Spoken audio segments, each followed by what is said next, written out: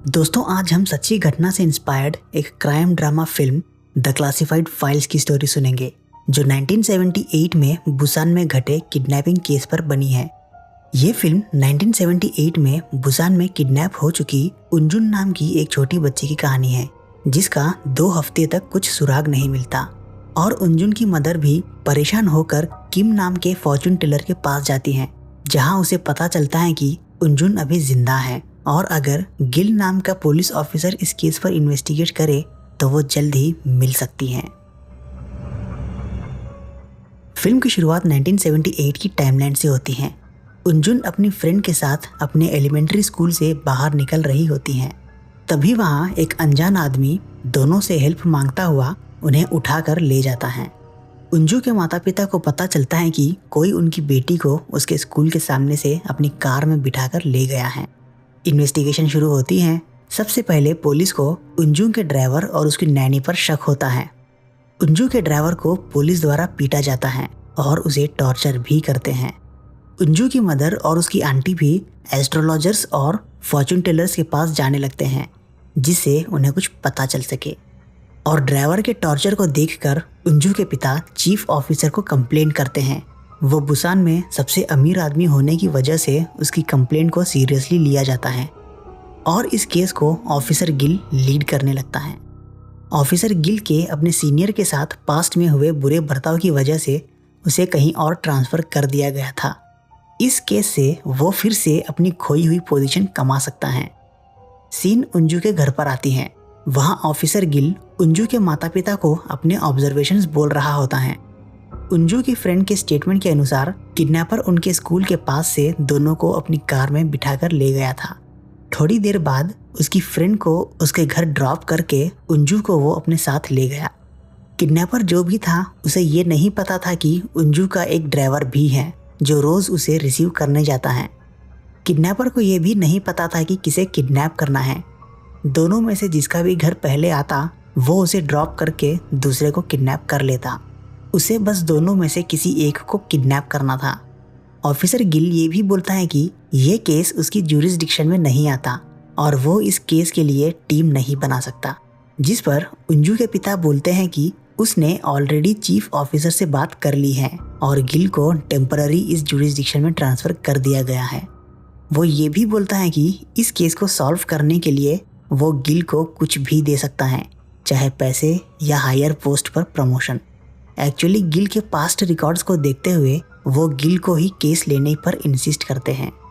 यह माता पिता की मजबूरी देखकर गिल केस ले लेता है और बोलता है कि उंजू को किडनैप करने का कारण सिर्फ पैसे ही हो सकता है। सबसे पहले उंजू के पिता को चीफ ऑफिसर से मिलकर इस केस को ऑफिशियली क्लोज करवाना होगा और एक सेपरेट टीम बनानी होगी जो उन्हें क्लासिफाइड यानी टॉप सीक्रेट रखना होगा। केस क्लोज की न्यूज़ सुनकर किडनैपर ज़रूर कॉल करेगा और जब भी कॉल आए तो सिर्फ उंजू की मदर ही कॉल रिसीव करेगी। हो सकता है कि आदमी की आवाज़ सुनकर उसे लगे कि पुलिस ने कॉल उठाया है। 10 दिन बीत जाते हैं बट किडनैपर का कोई कॉल नहीं आता। ऑफिसर्स को लगने लगता है कि शायद उंजू मर गई है, इसीलिए किडनैपर ने अभी तक कॉल नहीं किया और वो लोग केस को रीओपन करके एटलीस्ट किडनैपर को ढूंढने के लिए इन्वेस्टिगेट करना चाहते हैं। सीन अब गिल पर आती हैं। वो अपने साथियों को हॉस्पिटल और मॉर्ग में किसी छोटी बच्ची की बॉडी आने की इन्फॉर्मेशन ले रहा होता है। गिल की बात सुनकर उंजू की मदर रोने लगती हैं और कुछ बोलती हुई वहाँ से चली जाती हैं। गिल उंजू के पिता को बोलता है कि वो सारी पॉसिबिलिटीज़ चेक कर रहा है और उंजू की मदर जाते जाते जो बोली थी उसके बारे में पूछता है, जिस पर उंजू के पिता बोलते हैं कि किसी गुरु ने बोला था कि उंजू को किडनैप करने वाला 15 दिन के बाद कॉल करेगा। ये सुनकर गिल को शक होता है कि गुरु को कैसे पता कि 15 दिन के बाद ही कॉल करेगा। गिल अब अपने साथियों से गुरु की इन्फॉर्मेशन निकलवाता है। उसे पता चलता है कि उसका नाम किम है और वो एक फॉर्च्यून टेलर है। गिल अब गुरु के घर उससे पूछताछ के लिए जाता है बट वहाँ उसे पता चलता है कि ऑलरेडी कोई पुलिस ऑफिसर्स उसे वहाँ से ले गए हैं। सीन अब गिल की ऑफिस में आती है। वहाँ कुछ पुलिस ऑफिसर्स उंजू की इन्फॉर्मेशन के लिए गुरु को मार रहे होते हैं। तभी वहाँ गिल आकर अपने साथ गुरु को ले जाता है, ये बोलकर कि उसने ऑलरेडी पता लगाया है कि गुरु उस टाइम यहाँ नहीं था। रास्ते में गिल गुरु से 15 दिन वाले कॉल के बारे में पूछता है, जिस पर वो बोलता है कि उसने अंजू के नक्षत्र देखे हैं और 15 दिन के बाद ही उसका पता चलेगा और वो सेफली वापस आ जाएगी। गिल गुरु को उसके घर ड्रॉप करके उसे वार्निंग देता है कि वो अमीर औरतों को पैसों के लिए बेवकूफ़ ना बनाए, खासकर उसे जो मजबूरी में कुछ गलत कर दे। कुछ दिन बाद किडनैपर का कॉल आता है और फ़ोन अंजू की मदर रिसीव करती है।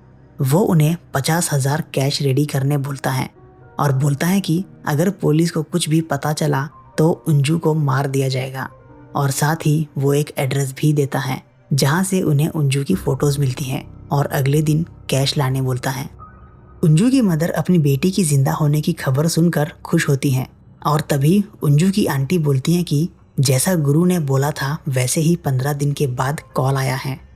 गुरु ने यह भी बोला था कि वो किसी रिवर के पास हैं और अंजू मिलने के बाद उसका नेम चेंज करने का सजेशन भी दिया था।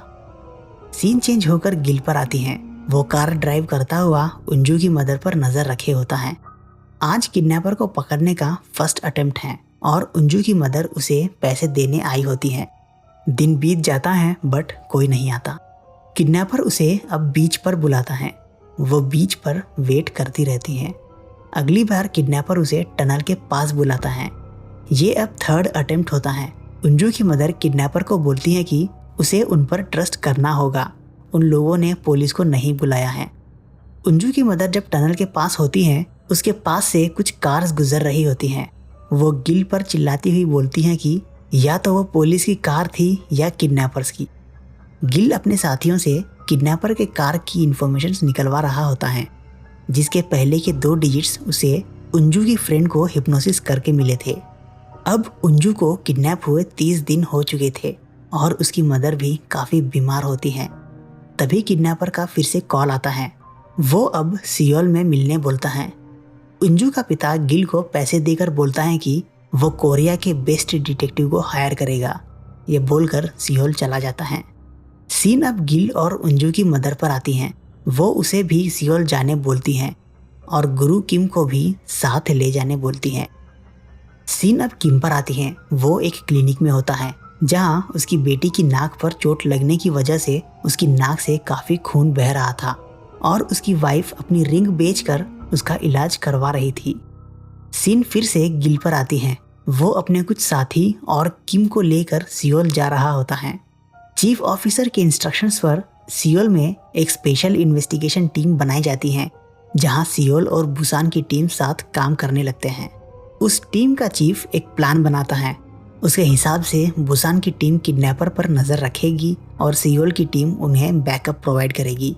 बट गिल बोलता है कि अगर बुसान टीम इन्वॉल्व रही तो किडनैपर को शक हो सकता है कि फिर से पुलिस इस केस पर इन्वेस्टिगेट कर रही है। वो सियोल टीम को लीड करने बोलता है।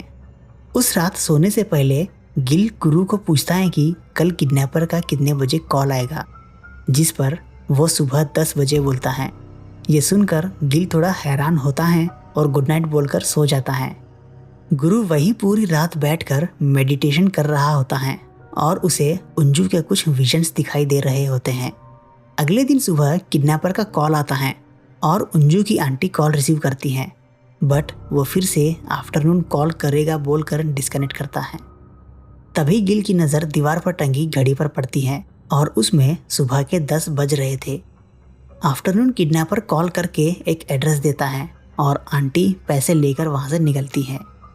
गिल अपनी वॉकी टॉकी से आंटी के निकलने की इन्फॉर्मेशन अपनी टीम को देता है, बट दूसरी साइड से कोई रिस्पॉन्स नहीं आता। वो डर से अब भागता हुआ अपनी टीम के पास आता है। उनके वॉकी टॉकी उनकी कार में ही होते हैं और वो लोग दूर कहीं छुप कर बैठे होते हैं। गिल और बुसान टीम की बातों से लग रहा था कि वो लोग अंजू को ढूंढने में इंटरेस्ट नहीं है। गिल वापस से अंदर जाकर अंजू के पिता से उसकी कार की कीज लेता है और आंटी के पीछे जाने लगता है।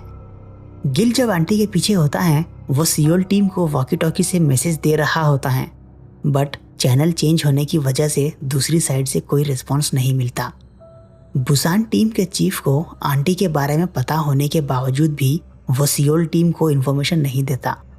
गिल उस फार्मेसी पहुंच जाता है जहां आंटी को बुलाया गया था, बट गिल के आने से पहले ही किडनैपर आंटी को कॉल करके कहीं और बुला लेता है। गिल आंटी को आसपास ढूंढने लगता है। वो उसे एक मॉल के सामने खड़ी दिखती है। तभी उसे वहाँ किडनैपर की कार दिखती है, जिसकी नंबर प्लेट से वो पहचान जाता है और वो किडनैपर का चेहरा देख लेता है। थोड़ी देर वहाँ किडनैपर पर नजर रखने के बाद जैसे ही मॉल के अंदर से कुछ स्टूडेंट्स बाहर आते हैं, किडनैपर वहाँ से चला जाता है। सीन अब पुलिस हेडक्वार्टर्स में आती है, जहाँ सियोल की टीम का चीफ गिल को इन्फॉर्मेशन ना देने की वजह से उस पर चिल्ला रहा होता है। यहाँ गिल समझ जाता है कि बुसान की टीम ने ही गड़बड़ी की है। सीन अब फिर से उंजू के घर आती हैं। फिर से किडनैपर का कॉल आता है और आंटी बात कर रही होती हैं। वो अब रात 10 बजे अंडर कंस्ट्रक्शन बिल्डिंग में आने को बोलता है। थोड़ी देर बाद सियोल टीम का चीफ गिल को बोलता है कि इस केस को पब्लिक करने वाले हैं, जिसका अप्रूवल उन्हें पहले ही इंटरनल अफेयर से मिल चुका है। सिवाय गिल के यहाँ सभी लोग सिर्फ किडनैपर को पकड़ना चाहते थे और कोई भी उंजू के बारे में नहीं सोच रहा था। गिल को अब इस केस से ऑफिशियली निकाल दिया गया था और उसे सुबह होते ही बुसान लौटने के ऑर्डर्स मिलते हैं। जब वो घर पहुंचता है, वहाँ किम उसे जल्दी से कंस्ट्रक्शन साइट पर चलने बोलता है। उसकी भविष्यवाणी के हिसाब से आज उंजू को किडनैप हुए 33 डेज हो चुके थे। अगर उसे आज ही नहीं बचाया गया तो वो शायद मर सकती है। उन्हें ऐसी कंस्ट्रक्शन साइट ढूंढनी चाहिए जिसके पास नदी हो। ये सुनकर गिल उस पर नाराज होता है और उसे मारने आता है, बट उंजू के पिता को देखकर वो शांत हो जाता है। कुछ देर बाद जब गिल बाहर पार्क में बैठा होता है, उसके पास किम आकर उसे समझाने की कोशिश करता है। तभी वहां से वॉचमैन को गुजरते देख उससे आसपास कोई नदी या कंस्ट्रक्शन साइट है या नहीं पूछता है। किम, उंजू का अंकल और ड्राइवर तीनों कंस्ट्रक्शन साइट पर जाते हैं और किडनैपर ने भी उसी रात 10 बजे कंस्ट्रक्शन साइट पर आने बोला था और गिल नदी के पास जाता है, क्योंकि किम का बोलना था कि अगर उंजू अभी ठीक है तो वो नदी के पास मिल जाएगी। अगर किडनैपर ने उसे पहले ही कुछ कर दिया हो तो वो कंस्ट्रक्शन साइट पर मिल सकती हैं। वो कंस्ट्रक्शन साइट से उन्हें एक बैग मिलता है जिसमें एक वॉकी टॉकी होती है। अंकल वो वॉकी टॉकी उठाकर किडनैपर को उनके आने का सिग्नल देता है और बोलता है कि आंटी काफ़ी डरी हुई हैं, इसीलिए वो पैसे लेकर आया है। किडनैपर के इंस्ट्रक्शंस पर वो बैग में पैसे रख देता है और किम नीचे जाकर किडनैपर का वेट करता है। जैसे ही पैसों से भरा बैग नीचे आता है, किम किडनैपर को देख लेता है और उसके पीछे भागने लगता है। गिल भी अब किडनैपर को देख लेता है और उसे कार से बाहर उतारने की कोशिश करता है। तभी किम और अंकल भी वहां आ जाते हैं और उसे पकड़कर मारते हुए उंजू का पता पूछ रहे होते हैं। किडनैपर बोलता है कि वो सिर्फ पैसों की डिलीवरी के लिए आया है, उसे किडनैपिंग के बारे में कुछ नहीं पता। वो लोग उसे यकीन दिलाने की कोशिश करते हैं कि वो उंजू के रिलेटिव्स हैं, ना कि पुलिस। उन्हें सिर्फ उंजू चाहिए, वो पैसे लेकर उंजू को दे दे। तभी किम बोलने लगता है कि वो एक फॉर्च्यून टेलर है और किडनैपर ने ये किडनैपिंग अपनी मदर के इलाज के लिए की है। ऐसे गुनाह से वो अपनी मदर को बचा सकता है, बट आगे चलकर उसकी मदर को और ज़्यादा गंभीर बीमारी हो सकती है। किडनैपर को यकीन हो जाता है कि ये लोग पुलिस नहीं हैं और उन्हें उंजू के पास लेकर जाने लगता है। वो उन्हें एक जगह लाता है जहाँ उंजू होती है। वहाँ से उंजू को ले जाते हैं और किडनैपर को अरेस्ट कर लिया जाता है। गिल किडनैपर से उसके साथी के बारे में पूछता है, बट वो बोलता है कि उसने अकेले ही सब कुछ किया है। अब उंजू को बुसान लाया जाता है। उंजू की मदर अपनी बेटी को गले लगाकर रोने लगती है। किडनैपर को पकड़ने के लिए बुसान की टीम के सभी मेंबर्स का प्रमोशन होता है और गिल अभी भी अपनी स्ट्रगलिंग लाइफ में ही रहता है और गुरु किम का क्रेडिट भी कोई और ले लेता है। उसकी लाइफ भी काफ़ी स्ट्रगलिंग होती है। अपने परिवार के लिए कुछ ना कर पाने की वजह से वो काफ़ी दुखी रहता है। उंजू की मदर पुलिस हेडक्वार्टर्स में एक पिटीशन फाइल करती है, ये बोलकर कि उंजू के किडनैपर को गिल ने पकड़ा है, ना कि बुसान टीम ने। और फिर गिल का भी प्रमोशन हो जाता है। कुछ टाइम बाद गिल और किम की फैमिली साथ पिकनिक पर जाते हैं। वहाँ किम उसे बोलता है कि 2 साल बाद गिल और एक बड़ा केस सॉल्व करेगा और उसका फिर से प्रमोशन होगा और आगे चलकर वो कमिश्नर बनेगा।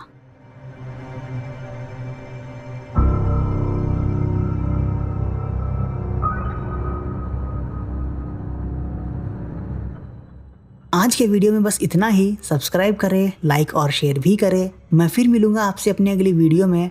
तब तक के लिए बाय बाय।